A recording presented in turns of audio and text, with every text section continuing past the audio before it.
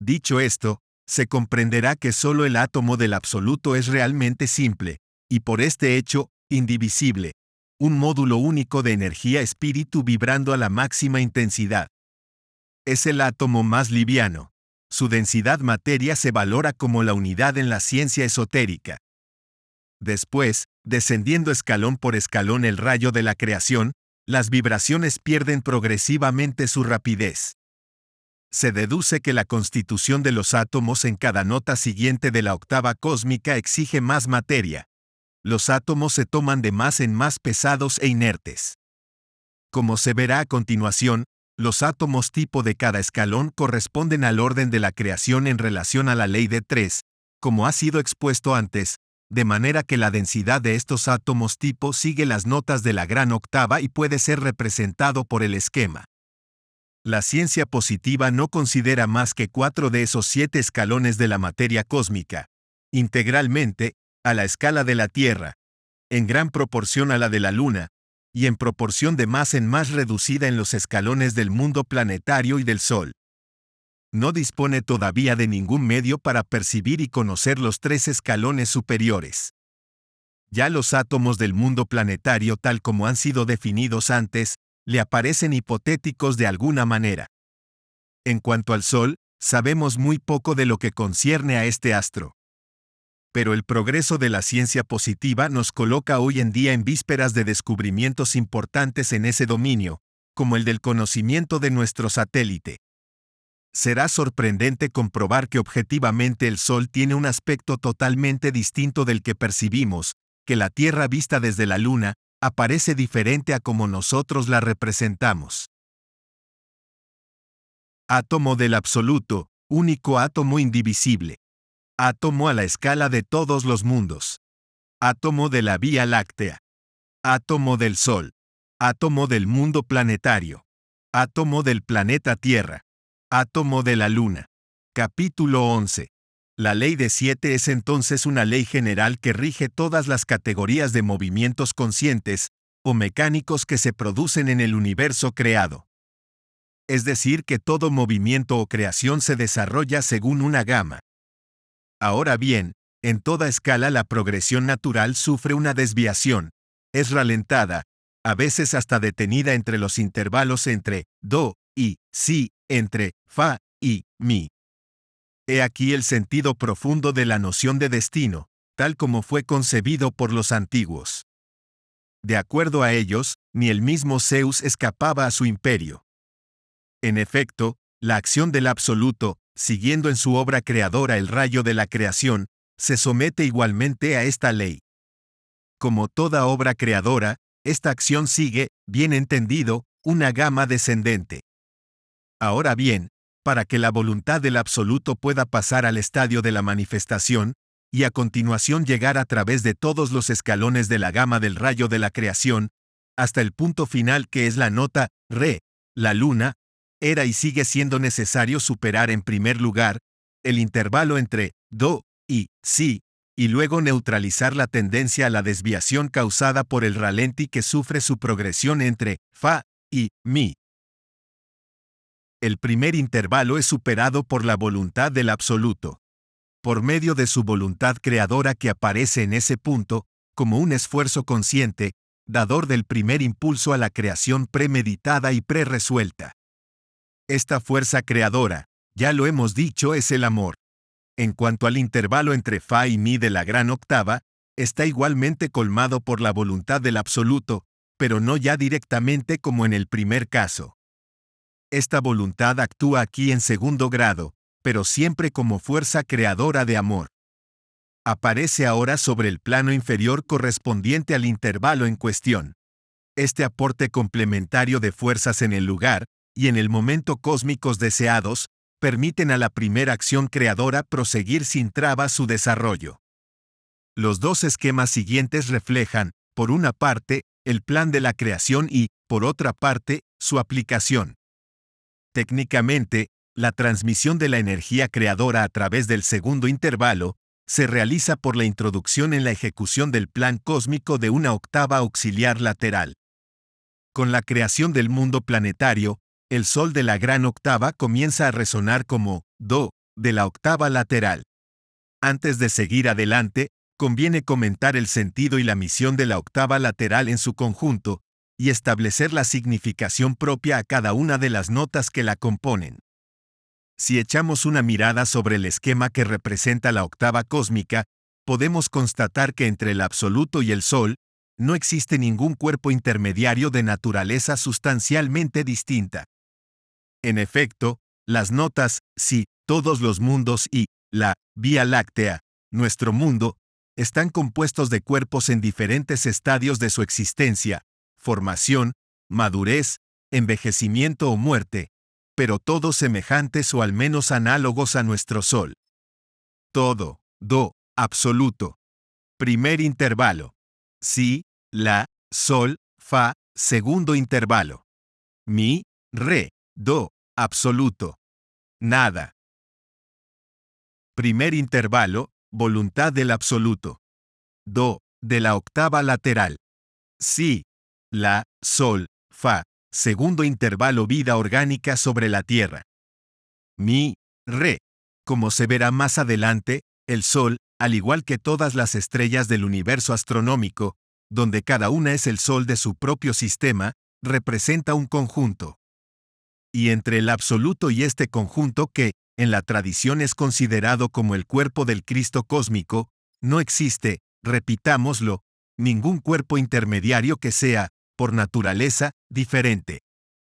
En efecto, no se concentran allí más que diversos agrupamientos de cuerpos de la misma naturaleza solar. Es por esto que el espíritu de ese cuerpo solar integral ha sido considerado como el ser consustancial al absoluto, engendrado y no creado, el Hijo de Dios. El Cristo cósmico decimos nosotros.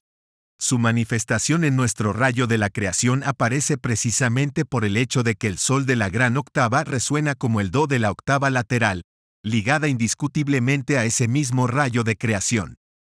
La octava lateral es en el universo, el conductor de la vida en sus diferentes formas.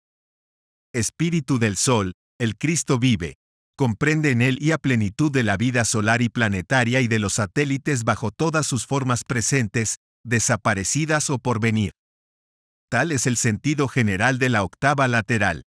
Veamos ahora cómo esta fuente de vida, surgida del Sol, se manifiesta a través de las notas fa, mi y re de la gran octava, así como a través de las notas si, la, sol, fa, mi y re de su propia octava. Cuidémonos aquí de representaciones demasiado astronómicas o astrofísicas del universo. Percibimos los fenómenos cósmicos parcialmente, en la medida de nuestra capacidad de percepción que es limitada. Tal como somos, hombres exteriores, el elemento psíquico en la vida del universo se nos escapa. Más precisamente, no tenemos ninguna noción objetiva de él. Faltos del saber estamos en ese campo reducidos a creencias positivas, es decir, emotivas, religiosas o bien negativas, racionalistas, ateas. En efecto, sabemos muy poca cosa en relación a nuestro Sol, y a la multiplicidad de sus funciones y de las influencias mediante las cuales rigen las tres notas restantes de la gran octava, especialmente el Mi, que es la nota de nuestro planeta. Para comprender mejor la acción de la gama en general, tomemos un ejemplo de la vida corriente. Veremos que el hombre siempre busca instintivamente superar los intervalos, tanto en el momento de la creación como en el curso de la realización de sus empresas. Se sabe que para actuar con posibilidades de éxito, es preciso trabajar de acuerdo a un plan elaborado previamente. ¿Cuál es el sentido esotérico de este principio? Es doble. El primero es conocido por todos. Responde a las exigencias de la ley de tres que preside a toda creación. El segundo apunta a la materialización del asunto proyectado, a su puesta en marcha. Esta se hace necesariamente de acuerdo a la ley de 7. Tomemos un ejemplo en un dominio que no es ajeno a nadie, el de la administración. Se sabe que una ley va normalmente acompañada de uno o varios decretos de aplicación, que le están íntimamente ligados. Ellos juegan el rol de fuerza neutralizante entre el do de la ley, fuerza activa, y el si, fuerza pasiva, en la cual comienza la ejecución de las medidas que se desprenden de la ley. Por regla general, la ejecución no depende más de la autoridad que sanciona la ley, sino de una autoridad subordinada, como el hijo de la gran octava.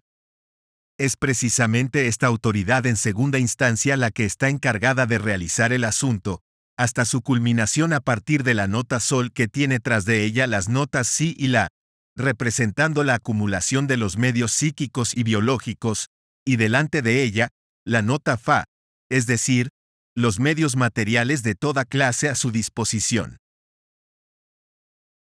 En caso de un desarrollo normal de la acción administrativa, la nota mi representa los primeros resultados. En la nota re, el éxito se estabiliza y permite recoger los frutos finales. Estos frutos aparecen como el do de la octava siguiente, entonces engendrada, la cual tendrá de ahí en adelante una vida y un desarrollo independientes. Teóricamente, tal es la evolución siguiendo la octava principal. Pero, a pesar de todo, de la ley bien concebida, de la elección feliz de una autoridad de ejecución, de la acumulación oportuna de los elementos psíquicos y materiales necesarios, todo ello no puede hacer avanzar la creación más allá de la nota fa. Solo por medio de la octava lateral, la acción puede ser conducida prácticamente al resultado objetivo que, como ya se ha visto, solo es alcanzado en la nota do de la octava, que termina la octava secundaria. La octava lateral comienza por la nota do surgida de la nota sol de la octava principal. Esto significa que la autoridad de segunda instancia, el sol de la octava principal, toma la iniciativa de la ejecución de la ley plan en el marco del decreto. Esta autoridad no tiene una total libertad de acción, está limitada por el plan y orientada por el decreto. Pero en el marco de las normas establecidas por esos textos, se espera de ella una iniciativa. Si no se comete el error de inmiscuirse en sus actos, la autoridad subalterna aparece en el cuadro fijado como amo absoluto. El do de la octava lateral en su dominio es análogo al do de la octava principal. Luego de haber establecido el plan sobre una base apropiada, y haber acumulado los medios necesarios para la puesta en marcha, el talento del jefe supremo reside en la juiciosa elección de sus colaboradores. Por el contrario, el colaborador debe en todos los dominios, y en particular en el esoterismo, hacer fructificar todos los talentos. Se comprenderá que Jesús apuntó a este aspecto de la ley de 7, cuando pronunciaba esas palabras, extrañas a primera vista. Se dará a aquel que ya tiene, pero a aquel que no tiene se le quitará incluso lo que tiene o más bien, eso que él cree tener. El hombre actúa en la vida bajo la autoridad de la ley de 7 sin saberlo, por supuesto. Al tropezar con las dificultades que surgen en su camino sin causas visibles, y al acumular experiencias de sucesivos fracasos, busca empíricamente los medios de contornear las dificultades. Enterado de lo que precede, el que ha estudiado la ciencia esotérica puede, e incluso debe, comprender mejor la comedia de la vida, donde los ciegos pretenciosos conducen a los ciegos más modestos hacia un abismo que devora a unos y a otros. Sabiendo esto, tendrá la posibilidad, en la medida de la independencia que le queda después de los compromisos formados, y que siguen atándolo, de impedir los efectos nefastos de las influencias A. Es en las influencias B, donde él encontrará los impulsos necesarios para llenar los dos intervalos de cada escala que emprende, o de la cual es víctima, en la red de las influencias A, con que está tejida nuestra vida. Objeto de su juego, él debe volverse sujeto para, a continuación, convertirse en amo. Lo que a muchos se les escapa, es que una vez emprendidos los estudios esotéricos, continuamos como antes, sin embargo, viviendo y actuando en medio de esta comedia de la vida, nacida de las influencias A. A menudo nos parece que por hecho mismo de esos estudios, ya somos libres. Error. O bien caemos en el extremo opuesto. En ese caso debemos cuidarnos de seguir el ejemplo de Don Quijote, que se encarnizaba en combatir de frente esas influencias A, bajo todas sus formas y particularmente aquella de los molinos de viento. El buscador debe aprender a gobernar esas influencias, especialmente las que entran como componentes en el film de su vida personal, extrayendo para este fin un complemento de energía de la fuente de influencias B, y utilizándolas en su vida en estricta conformidad con las exigencias de la ley de 7. Para esto debe esforzarse por reconocer todas las escalas, al menos todas las escalas principales de la que es agente o víctima, y en el cruce de las cuales se encuentra a cada momento. Tal es la primera parte de su trabajo que corresponde al principio del saber. La segunda parte, no menos importante, responde al principio del saber hacer. Después de reconocer objetivamente su posición en el cruce de las escalas del momento dado, procederá luego a la comparación de los medios prácticos de que dispone. En relación al objetivo elegido, o encarado sobre el plano esotérico. Entonces entrará en vigor el saber hacer que debe permitir al buscador actuar de dos maneras. Debe en primer lugar extraer las energías necesarias de la fuente de influencias B, para entonces aplicarlas a las escalas compuestas de influencias A, de las que forma parte. Todo esto con un espíritu estrictamente realista, exento de toda tendencia hipócrita, de todo mecanismo de autojustificación, y sobre todo desprovisto de toda mentira frente a sí mismo. Esta última condición es indispensable para el éxito. El período de aplicación pondrá en juego esfuerzos conscientes por la introducción de octavas laterales, sometidas en todos los casos a la ley de 7, y en forma análoga a aquella donde la octava lateral se introduce en la octava cósmica. Es necesario decir inmediatamente que aun si esas condiciones son estrictamente observadas, rara vez se alcanzan los resultados deseados sin cometer numerosas faltas, tanto del lado de la apreciación como del lado de la aplicación. Es necesario ser un justo por naturaleza para no equivocarse y no perseverar en sus errores. Los injustos, los orgullosos, y es el caso general, recaen en sus errores. Porque ellos creen ser los únicos justos, y en consecuencia tener razón, mientras que los otros y las circunstancias están equivocadas. En sus ciegas pretensiones llegarán a deformar los hechos deliberadamente. La frase, tanto peor por los hechos, se ha hecho célebre. Aquel que estudia la ciencia esotérica, vigilará y tomará cuidado de no regresar así a la masa, y no seguir, como los otros, esa vía espaciosa que conduce al abismo. Volvamos al estudio de la primera octava lateral, la que se liga a la gran octava cósmica. Repitamos entonces que su Do, surgido del sol de la gran octava, aparece allí como el absoluto. Es, ya lo hemos dicho, el Cristo, el ungido por el absoluto uno, el segundo logos, el espíritu del sol, irradiando su propia luz engendrado y no creado, consustancial con el Padre. El Do de la octava lateral representa entonces el absoluto de la vida orgánica sobre la tierra, el principio vivificante del Sol. En otros términos, todos los elementos de la vida orgánica sobre la tierra, en su estado manifestado o latente hasta el último límite de su desarrollo posible, y sin ninguna excepción, dependen del Sol. El intervalo entre Do y Si de la octava lateral es llenado por la voluntad creadora del absoluto 2, análoga a la del absoluto 1 de la gran octava, que es el amor.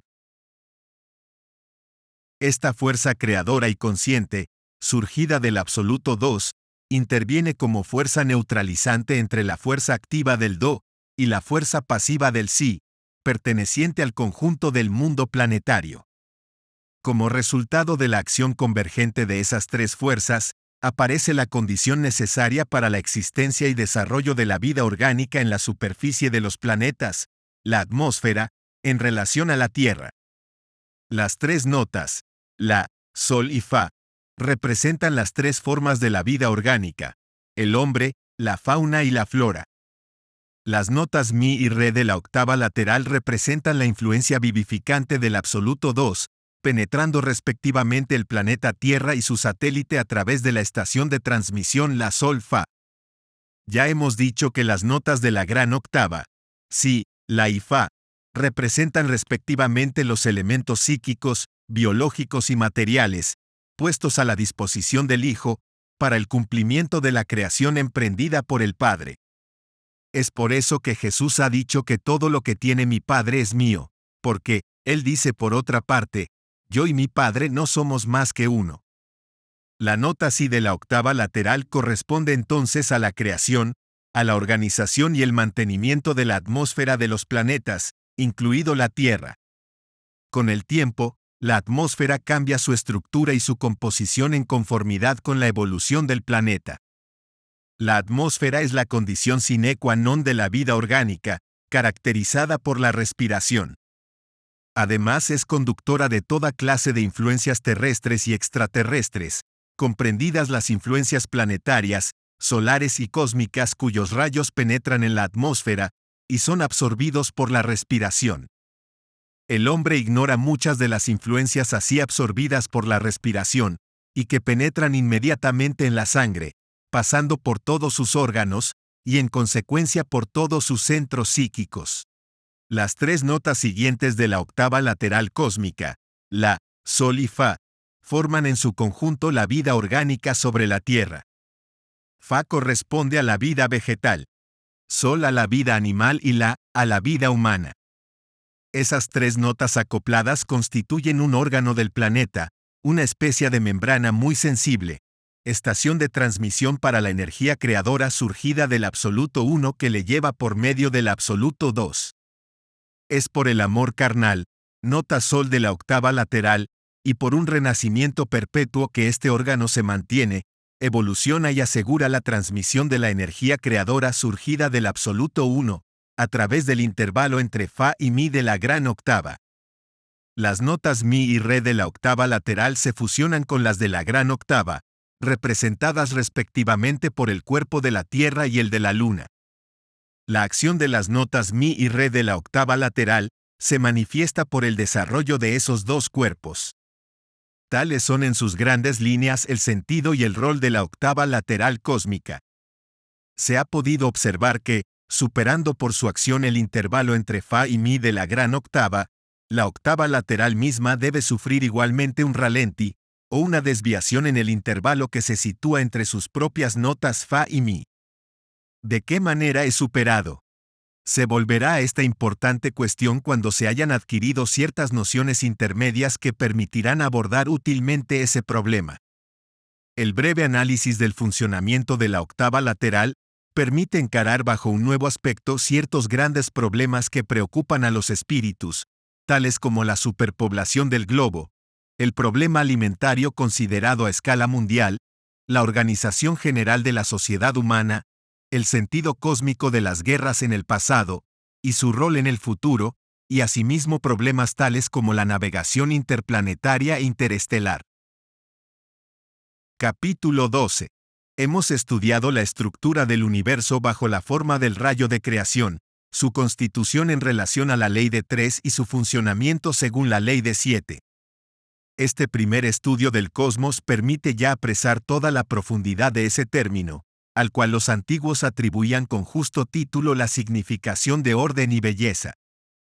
En los capítulos precedentes hemos dejado una imagen del universo fundamentada sobre el orden que constituye la base de su creación y su funcionamiento.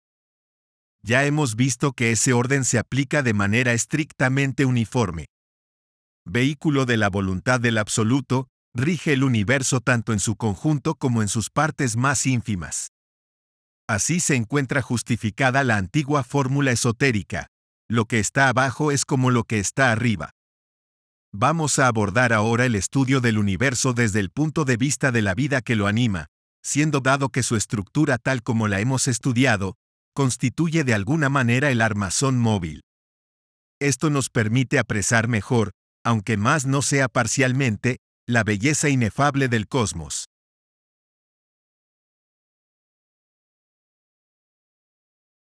No olvidemos que nuestra capacidad de representación es pobre. Desde las imágenes que nos esforzamos a crear, donde incluso las más ricas son chatas e incoloras.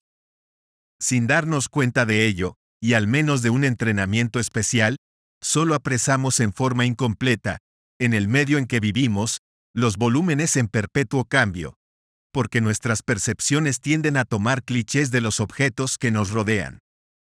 Nos transferimos así, habitualmente a un mundo estático de 2 dimensiones, mientras que pertenecemos al mundo de 3 dimensiones evolucionando en el tiempo, el que todavía comprende 2 dimensiones superiores, de las que no tenemos ninguna percepción espontánea. La representación que podemos hacernos del universo y de su vida, penetrada de lo infinitamente grande a lo infinitamente pequeño, por la vibración perpetua del amor, siempre deviene chata y no refleja más que de lejos y de manera puramente convencional la inefable belleza. No es más que por una evolución progresiva, después de haber alcanzado el nivel de ser del hombre 4, franqueando el umbral que se ofrece para devenir hombre 5, que se nos volverá accesible la contemplación directa del cosmos, bajo su doble aspecto de orden y belleza. Los esfuerzos desplegados por el hombre exterior para abarcar este orden no son, sin embargo, vanos. Son mismo indispensables. Lo mismo que en los estudios basados sobre la ciencia positiva, es necesario en consecuencia aprender para comprender a continuación. Es dentro de ese espíritu que nos es necesario abordar el presente capítulo. ¿Cómo podríamos nosotros, bajo las reservas que acabamos de hacer, representarnos el universo? El árbol es una de sus imágenes. Jesús la ha utilizado hablando de él mismo como una cepa, y de sus discípulos como los sarmientos. Puede representarse el conjunto de los rayos de creación, bajo la forma de las ramificaciones de un árbol partiendo de una triple raíz de donde surgen el tronco y las ramas. Este esqueleto se cubre de botones que dan hojas, flores y finalmente frutos. El árbol vive y lleva en todas sus ramificaciones las diversas manifestaciones de esta vida. Manifestaciones interdependientes, útiles y mismo indispensables las unas a las otras, para asegurar la existencia, el crecimiento y el desarrollo del conjunto. Aunque esta imagen está lejos de ser perfecta, es cómoda y nos referiremos a ella más de una vez. Su imperfección consiste en que las diferentes partes del árbol, en sus diferentes niveles, no se asemejan. Si las ramas son similares al tronco, y los gajos a las ramas, las flores, las hojas y los tallos tienen un aspecto totalmente distinto al del armazón. También la vida del cosmos comprende numerosos escalones de los que hay 7 principales, pero estos 7 peldaños de su manifestación están concebidos a imagen del primero, en el seno del cual viven los otros 6. En todo, son 7 cosmos o más exactamente 7 órdenes de cosmos, de los cuales la triple raíz es una, y que existen y viven los unos dentro de los otros, siguiendo la ramificación de los rayos de la creación. Con el tiempo, esta antigua enseñanza que ligaba cada rayo de creación a una escala de 7 cosmos fue parcialmente olvidada o intencionalmente deformada. La hermetización de la ciencia esotérica ha sido practicada en todos los tiempos. Testimonio de ello son el Pentateuco y el Evangelio. Pero, al mismo tiempo que ocultaban el sentido exacto de la doctrina, los antiguos tenían el cuidado de librar a los profanos, bajo una u otra forma, una parte de la verdad que podía aparecer como un esquema completo. Es así que a través de los siglos, o mismo los milenios, a través de las civilizaciones extinguidas, ellos daban a los buscadores del futuro indicaciones suficientes para incitarlos a investigaciones más profundas. Un compendio de esta antigua enseñanza relativa a los 7 cosmos, nos fue dada particularmente en la Cábala por Rabbi Ben Akiva, que habla de 2 cosmos, el pequeño cosmos, simbolizando el hombre, y el gran cosmos, simbolizando el universo. La completa analogía admitida entre el microcosmos y el macrocosmos según la terminología griega, reflejaba en suma el postulado del Génesis citado antes del hombre creado a imagen y semejanza de Dios. Esta tesis admitía evidentemente el principio de unidad del mundo. Sin embargo, esta enseñanza se limitaba a la consideración de esos 2 cosmos, mientras que la doctrina completa, así como acabamos de decirlo, considera no solo 2 sino 7 cosmos que forman en su conjunto un ciclo completo de vida en perpetuo renacimiento. Hay que hacer notar que el sistema de los 7 cosmos comprende en él todo lo que existe, es decir, el ser integral que concebimos demasiado astronómicamente como el gran universo. Por otra parte, ese sistema comprende todo lo que toca a la vida de ese ser, toda su organización y todas sus manifestaciones. Esto es importante a retener porque de ese hecho el conocimiento en el sentido completo, esotérico, del término, comienza necesariamente por el estudio de ese sistema, con la indispensable condición, sin embargo, que el estudio de las partes se haga siempre en relación al conjunto.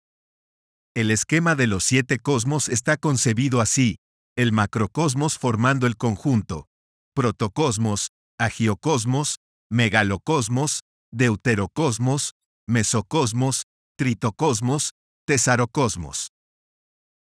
He aquí los primeros datos de esta doctrina. Cada cosmos es un ser viviente. Cada uno de ellos es tridimensional, como el microcosmos, es decir, el hombre, y como él, vive en el tiempo. Cada cosmos es determinado por los 2 cosmos vecinos. Así, la tríada de cosmos sucesivos forma una unidad completa. No obstante, esto no crea compartimientos estancos entre las tríadas, porque, y esto es importante de retener, el cosmos central de una tríada dada forma parte como elemento inferior de la tríada superior y como elemento superior de la tríada inferior. Ya lo hemos dicho a propósito del rayo de creación, y esto se aplica integralmente al conjunto del macrocosmos.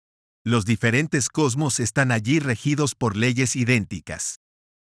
Pero su aplicación en cada uno de ellos, aunque análoga, no presenta una similitud absoluta. Destacamos al pasar que una acción en un cosmos determinado puede ser emprendida en relación a las leyes de otro cosmos. El ejemplo clásico de tal acción es ofrecido, por una parte, por las enfermedades de origen bacteriano o virósico, y de la otra, por la lucha emprendida contra esas enfermedades por la vacunación, la seroterapia, etc. He aquí los cosmos inmiscuyéndose el uno en el otro, el del hombre y el de los microorganismos. El inmiscuirse de las leyes de los cosmos superiores en la vida humana es más raro o nos parece serlo. Estos son los hechos que en el lenguaje corriente llamamos milagros. Procedamos ahora a un examen comparado de la noción de cosmos y de rayo de creación. Si los rayos de creación son, según una definición imaginada, las ramas del gran árbol que es el universo, árbol del cual la triple raíz es el absoluto manifestado, el sistema de los cosmos aparece como la vida sobre esas mismas ramas. Esta vida ha surgido de la misma triple raíz que es el absoluto uno, de quien depende enteramente. Es allí, al comienzo, que los rayos de creación y el sistema de los cosmos hacen su confluencia. Esto nos permite identificar al absoluto uno con el protocosmos, dicho de otra forma, el primer cosmos. Se ve que nuestro rayo de creación representa solo una rama a lo largo de la cual se expresa la vida de los diferentes elementos del sistema de los cosmos. Aquí debemos detenernos algunos instantes, a fin de prevenir sobre un error de concepción que podría inspirar la imagen del árbol. Esta imagen, algunos de cuyos aspectos nos ayudan por analogía a aprender mejor nuestro objeto, no cubre sin embargo el conjunto de las relaciones entre el rayo de creación y el sistema de los cosmos a todos los niveles. Nuestra pereza mental y la permanente tendencia a la somnolencia, esa inercia de la materia, el gran obstáculo a las nuevas concepciones, nos empujan a conclusiones apresuradas y a injustificadas generalizaciones. No olvidemos que la analogía no es similitud y menos todavía identidad. Es necesario servirse con circunspección de todo símbolo, y cuidarse de ir más allá de los límites de concordancia con el objeto estudiado. Hemos juzgado oportuno dar esta advertencia porque con el estudio del sistema de los cosmos, entramos de más en el dominio de las nuevas nociones. Aunque ese carácter de novedad de las nociones aprendidas, o concebidas, exige del hombre un esfuerzo consciente que es, bajo cierto aspecto, un esfuerzo creador. Es la materia relativamente pesada de nuestro cerebro, que siempre opone una resistencia a este esfuerzo. Se puede decir simbólicamente que cada nueva concepción deja una traza en la superficie del cerebro. Y más el pensamiento que formula esa concepción es nuevo y chocante, más el surco que ella imprime en el cerebro es profundo. La fijación de este surco exige una concentración de la atención y el pensamiento. El pensamiento debe volverse agudo como la punta de una aguja. Entonces ella traza surcos suficientemente profundos para que no se colmen inmediatamente, y para que la materia cerebral tenga así la posibilidad de hacer un trabajo de fijación. Sin embargo, este proceso se expone a un doble obstáculo. El primero es la fatiga mental, resultado del agotamiento de las reservas de fuerzas necesarias a la concentración deseada. Se verá más adelante que esta reserva es mínima en el hombre exterior. Él vive, generalmente, en el límite de sus fuerzas nerviosas. La absorción de energía es casi inmediatamente compensada por un gasto del mismo orden de grandeza. Este agotamiento casi permanente de las energías necesarias empuja al hombre a abandonar el camino que lo conduce hacia lo nuevo, en consecuencia hacia lo desconocido, para hacer deslizar su pensamiento a lo largo de vías ya trazadas, según un proceso que no exige esfuerzos conscientes ni concentración. El segundo obstáculo proviene de que la misma materia cerebral opone una resistencia a este pensamiento agudo que lo hiere como la punta de una aguja.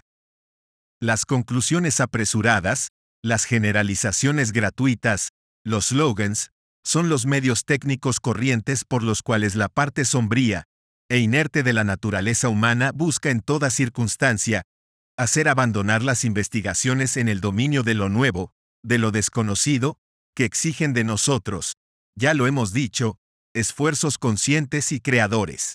Para luchar contra ese doble obstáculo que ofrece dificultades variables según las personas, pero al que todos debemos enfrentar sin embargo, es recomendada una técnica cuyo efecto es doble. Por un lado, los ejercicios tienden a acumular fuerzas en vista de constituir reservas de energía, y por otro, tienen por objetivo el refinamiento y el trabajo de las células cerebrales. Estas células, dotadas de la más grande permanencia en los límites de la vida del cuerpo, son susceptibles de ser educadas. Su sensibilidad puede alcanzar una agudeza casi maravillosa. Una naturaleza noble se diferencia por el grado de refinamiento de esas células. Aunque la evolución es en principio posible para todos, la puerta está muy abierta. Pero franquearla exige esfuerzos permanentes, conscientes y creadores, faltando los cuales el refinamiento de las células se detiene.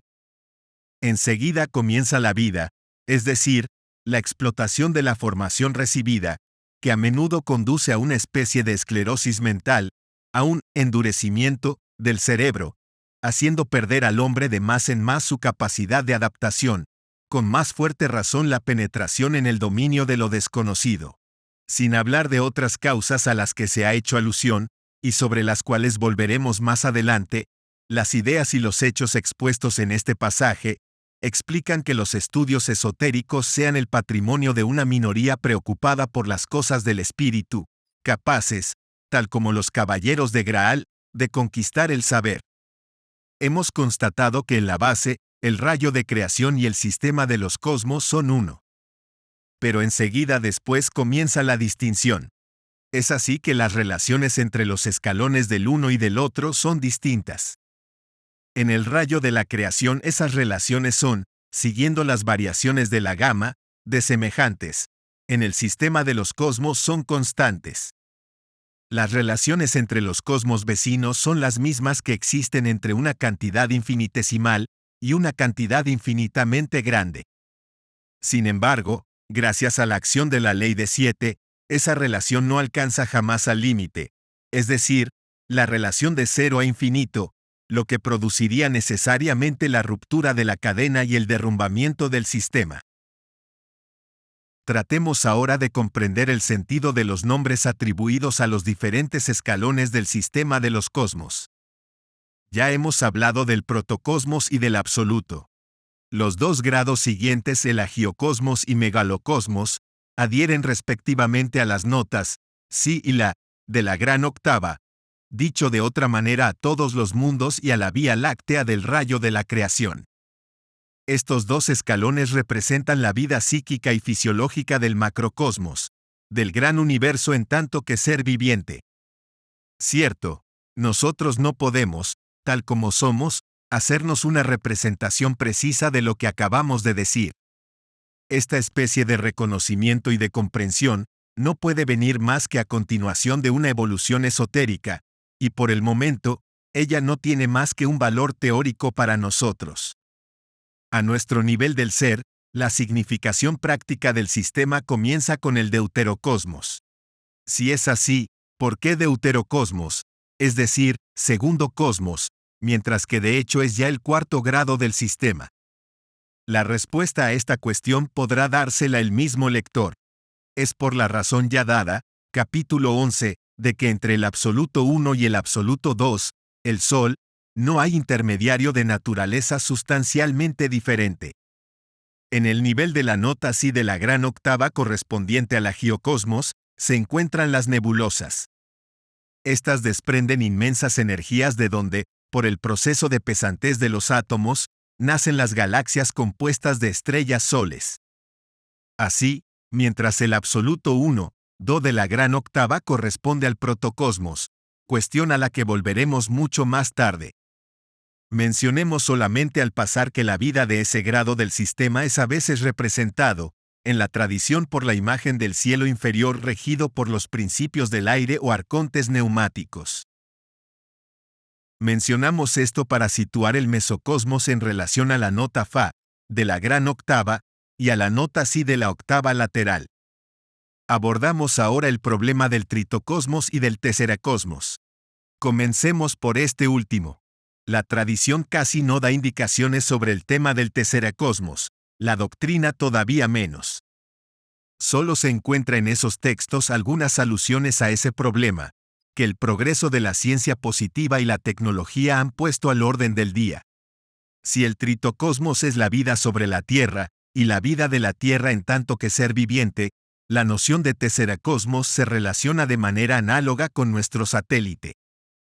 Aunque la Luna, desde el punto de vista del sistema de los cosmos, es todavía un feto que se aproxima actualmente al fin del período de embarazo, el tesseracosmos todavía no ha nacido. Él debe, entonces, absorber las energías y los elementos necesarios para su inacabado crecimiento.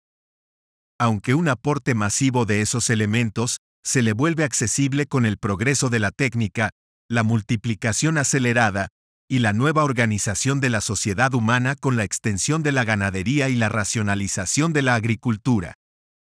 Estos elementos prometen una progresión rápida de ese proceso de crecimiento en el siglo por venir. Como el feto en el seno de la madre, el tesseracosmos ejerce una enorme influencia sobre el tritocosmos, y desde allí, sobre el crecimiento de la luna, feto cósmico. Esto es todo lo que puede ser dicho por el momento en lo que concierne al tesseracosmos. Volvamos al tritocosmos. Lleva el nombre de tercero, bien que entre él y el deuterocosmos, el segundo cosmos, se coloca el mesocosmos. Pero las mismas razones que hacen considerar el deuterocosmos como el segundo, mientras que entre él y el protocosmos existen todavía otros dos cosmos, también son valederas aquí. El tritocosmos es la Tierra tomada como ser viviente. En la medida limitada de nuestras posibilidades de percepción, el tritocosmos es la vida orgánica sobre la Tierra. Tratemos de determinar su posición en relación a los dos cosmos vecinos. Si se considera al deuterocosmos, es decir, el Sol con el conjunto de su sistema como una unidad, se constatará fácilmente, aunque más no sea que bajo su aspecto astrofísico, que la relación entre esos dos cosmos es, en efecto, comparable a aquella que existe entre una cantidad infinitamente grande y una cantidad infinitesimal. Dicho de otra manera, el deuterocosmos es el cosmos vecino superior, en relación al tritocosmos. ¿Cuál es, por otra parte, el cosmos inferior vecino al tritocosmos? No puede ser otro que el organismo que teniendo dimensión infinitesimal, en relación al conjunto, es el más representativo de la vida orgánica sobre la Tierra, y como éste está asimilado al tritocosmos, el hombre es sin duda el organismo más representativo. El hombre es entonces el microcosmos, concebido por otra parte como cada cosmos a imagen y semejanza de Dios. Se señalará algo curioso. No es fácil representarnos el deuterocosmos como el Cristo, bajo su aspecto cósmico, o bien individual, solar, según la imagen tradicional, antropomórfica, que probablemente corresponde a la realidad objetiva. Pero nos resulta difícil representarnos el tritocosmos, como por otro lado, el mesocosmos bajo la misma forma antropomórfica. Sin embargo, a propósito de este último, hablando de la jerarquía celeste, como los príncipes del aire, la tradición ha recurrido siempre a imágenes de ese género, agregando a veces figuras zoomórficas.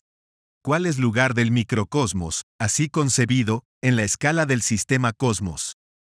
Se da en el esquema siguiente: macrocosmos, do, si, la, sol, fa, mi, microcosmos, re. De todas maneras, no es necesario creer que el microcosmos sea el último escalón de la vida orgánica sobre la Tierra. Sabemos que, fisiológicamente al menos, la vida del hombre se apoya sobre el mundo, o los mundos microorgánicos, comenzando por los transmisores de la vida, portadores del principio de la especie, los espermatozoides y los óvulos. Después toda una escala de células grandes y pequeñas, protozoarios, bacterias, virus, forman ese mundo invisible para nosotros sin la ayuda de los instrumentos. De manera que, volviendo al principio del agrupamiento de los mundos por tríadas, podamos extraer de lo que precede la conclusión, que la vida del hombre en tanto que microcosmos, está determinada, por de un lado, por la vida orgánica sobre la Tierra, el tritocosmos, de la cual ella representa una parte infinitesimal, y por el otro lado, por la vida del mundo de microorganismos que evoluciona en él, y donde cada unidad es igualmente infinitesimal en relación a él. El esquema siguiente expone esas relaciones. Tritocosmos, vida orgánica sobre la Tierra. Microcosmos, hombre. Microcosmos, microorganismos. Este esquema nos permitirá comprender mejor el de la octava lateral cósmica, que encarada bajo su aspecto dinámico, es la del deuterocosmos. Do, deuterocosmos, absoluto 2. Si, mesocosmos, príncipes del aire. La, sol, fa, tritocosmos, vida orgánica sobre la Tierra. Mi, microcosmos, hombre. Re, microcosmos, mundo de los microorganismos. Además, somos llevados a esta constatación: si por un lado, el desarrollo del universo no está terminado a lo largo de nuestro rayo de la creación, el tesseracosmos no ha nacido todavía; por otro lado, en la otra extremidad de la gama, la evolución del hombre en tanto que individuo, bailotea a nivel de los tres centros inferiores, esas tres fuerzas disociadas en el hombre exterior. A este le incumbe realizar su unidad, siendo este el objetivo práctico de los estudios y trabajos esotéricos. Las tareas a cumplir en vista del desarrollo de macrocosmos y del microcosmos están representadas en el esquema siguiente. Microcosmos universo, octava descendente de creación por grados de acción de la voluntad de absoluto que es el amor. Microcosmos hombre, octava ascendente de evolución por grados de resultados adquiridos por la voluntad del hombre que es amor. Las ideas y los hechos expuestos en el presente capítulo permitirán al lector percibir el rol asignado al hombre en el conjunto del sistema de los cosmos y la responsabilidad que le incumbe.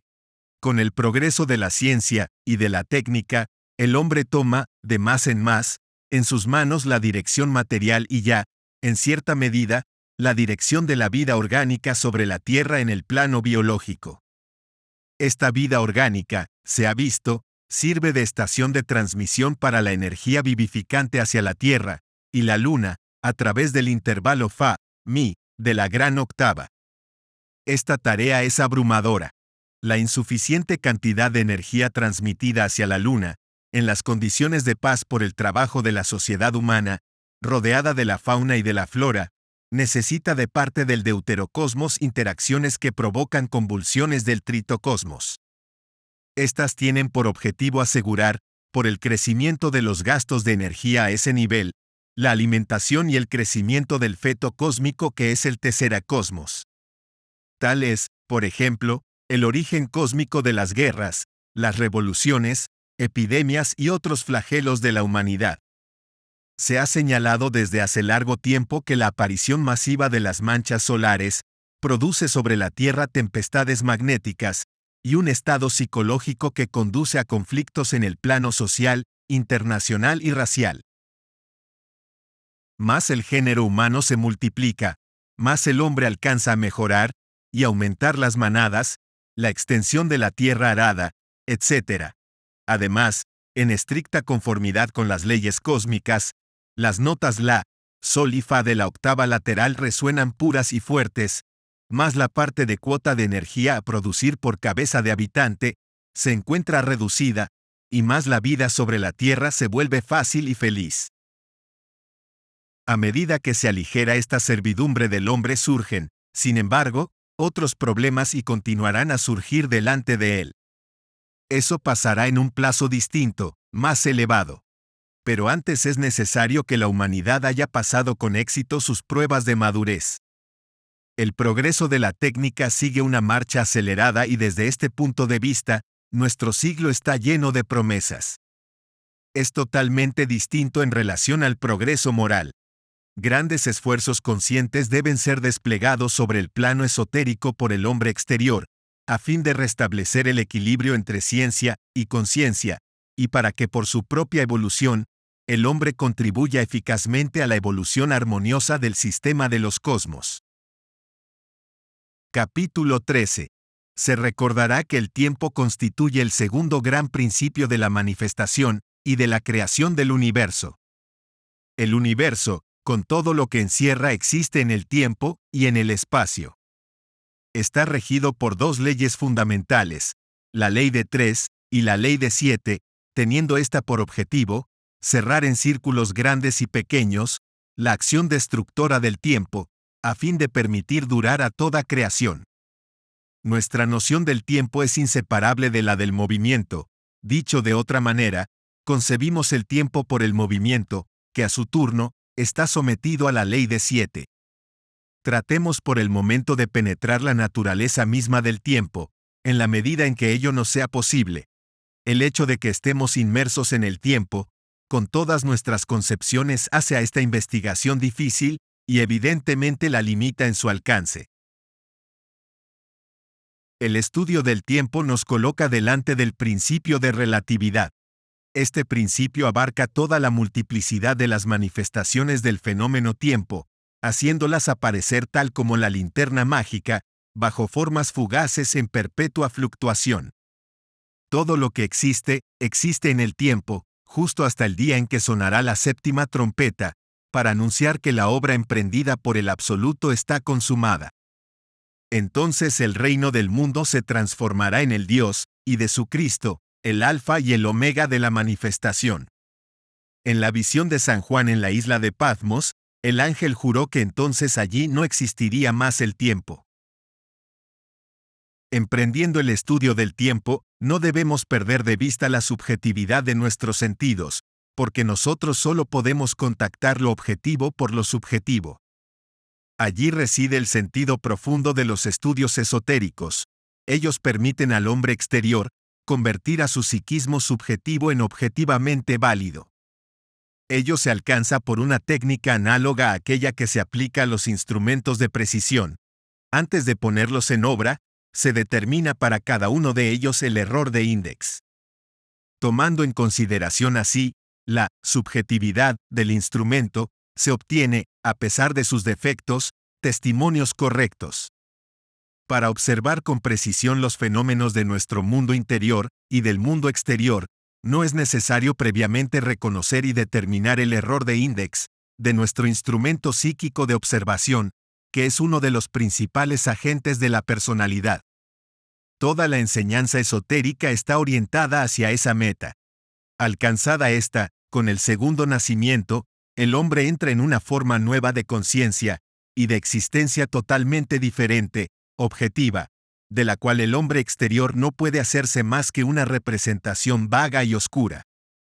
En tanto que nuestra naturaleza permanezca subjetiva, en consecuencia relativa, no es más que indirectamente, con la ayuda del principio de la relatividad, que podemos empeñarnos válidamente en el estudio del tiempo. Nuestra percepción del tiempo es variable. Lo es de dos maneras. Varía de una persona a otra, y para cada persona según las condiciones físicas y psíquicas en las que se encuentra colocada, la influencia de la edad, de la salud, del estado emocional, son suficientemente conocidos. Pero al lado de estos casos generales, existen casos particulares donde la desaparición del tiempo es completa. Por ejemplo, en el dormir sin sueños, en relación a la pérdida momentánea de la conciencia o en casos de anestesia general. La pérdida de la noción del tiempo es entonces debida a causas fisiológicas. Aunque el tiempo puede igualmente desaparecer a continuación de un esfuerzo consciente, voluntario, y especialmente de parte de la concentración.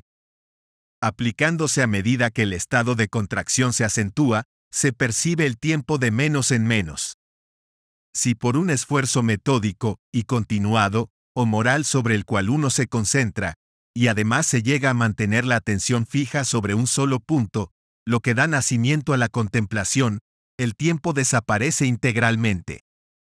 Inversamente, más la atención del hombre se dispersa, más se agranda el tiempo.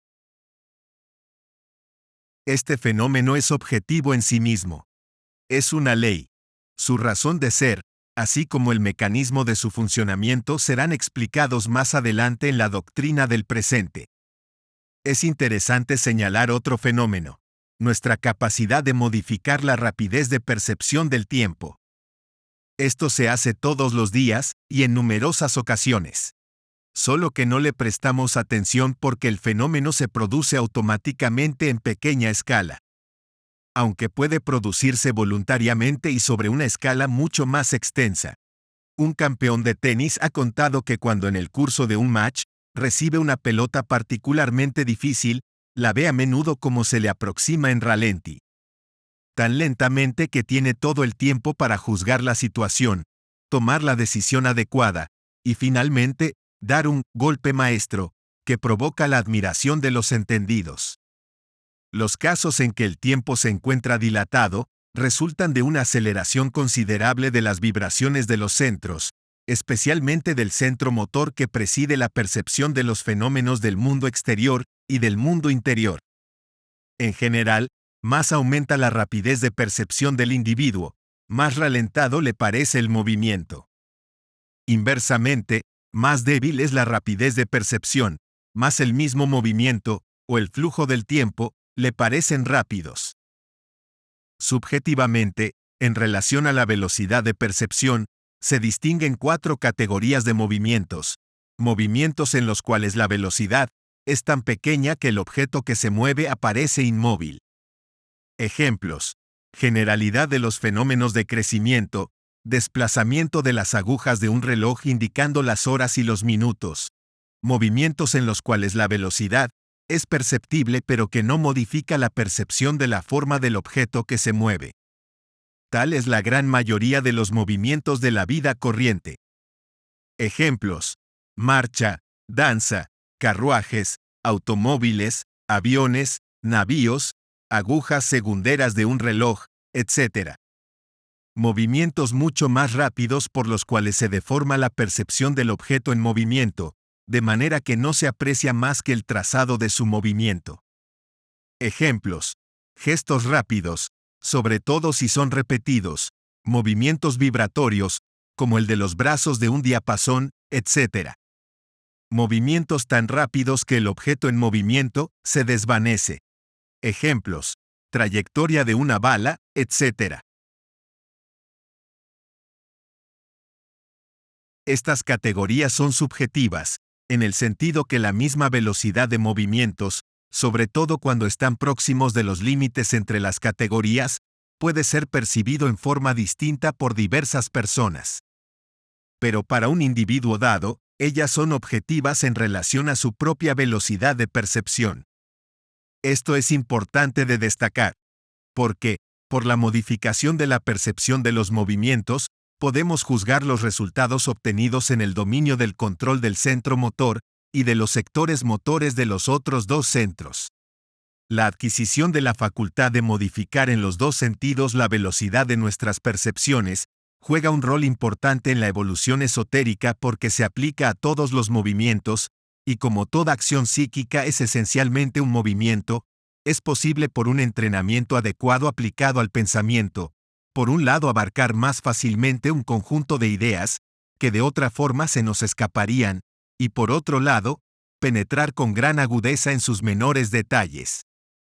Al mismo tiempo, esta facultad acrecienta en proporciones considerables nuestra facultad de trabajo. Aplicado a los sentimientos, este entrenamiento permite percibir directamente las aspiraciones latentes de las grandes colectividades, naciones o mismo grupos de naciones, y encarnarlas. Sobre el plano individual se abren a la vida emotiva insospechables profundidades. Los grandes jefes de la humanidad, cuyas obras dieron una nueva orientación a la historia de los pueblos, tales como Alejandro Augusto, Pedro el Grande, poseía muy desarrollada esta facultad. Eso explica el secreto de su extraordinaria capacidad para utilizar el tiempo, que de otra forma deviene inexplicable. En correlación con esas consideraciones, es necesario mencionar uno de los aforismos de la tradición concebido así: la puntualidad es la reserva del tiempo.